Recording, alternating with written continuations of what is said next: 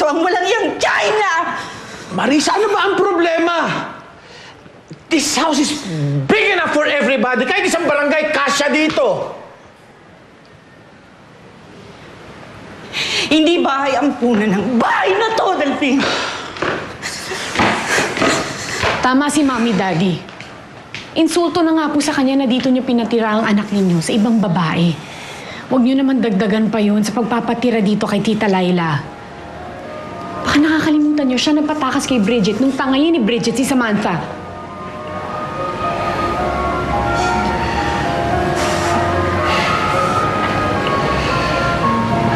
Okay, I'll talk to them.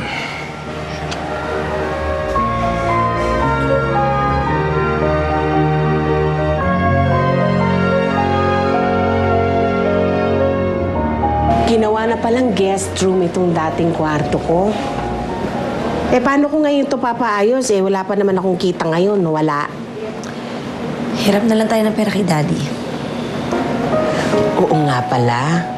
Mayaman ka na ngayon. Kung anong pinangarap ko sa'yo nang maliit ka, nagkatotoo na ngayon.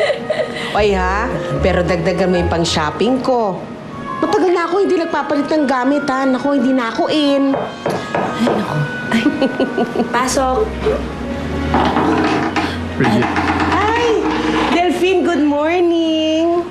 Good morning din, Laila.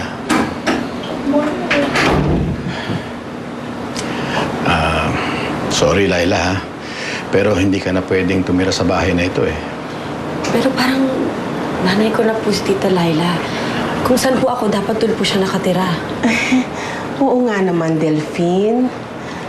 Bridget, kung gusto mong makasama ang Tita Laila mo, that's fine with me. I'll be more than happy na ikuha kayo ng isang magandang bahay para magkasama kayo.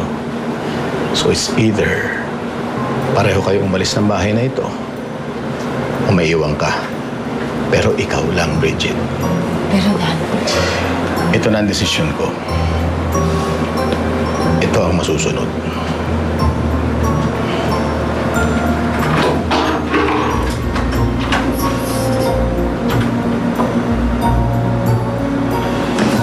sorry, Tita.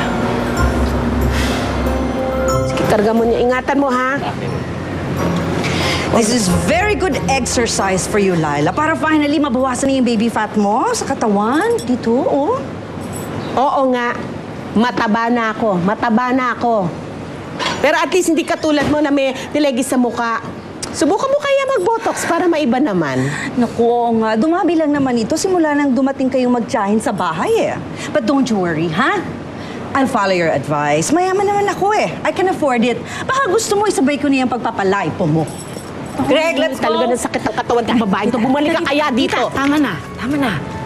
Hayaan mo na siya. Pag nagsumbong yan kay Daddy, pagalitan tayong dalawa. Ikundangan kasi. Binibigyan ka na nga ni Delphine ng matitirhan mo. Bakit pa pinipilit mo isiksik ang katawan mo dito? Nandito ang anak ko. Kasama mo nga yung anak mo. Hiwalay ka naman sa asawa mo. Well, habang nandito ko, mas madalas ko siyang makakasama at makikita. Hindi naman yun uuwi sa bahay kung nandun ako. So sa tuwing dadalawin niya ang anak ko, wala siyang choice kundi kausapin ako. Ang punteri niya doon ay si Ellery, hindi si Samantha.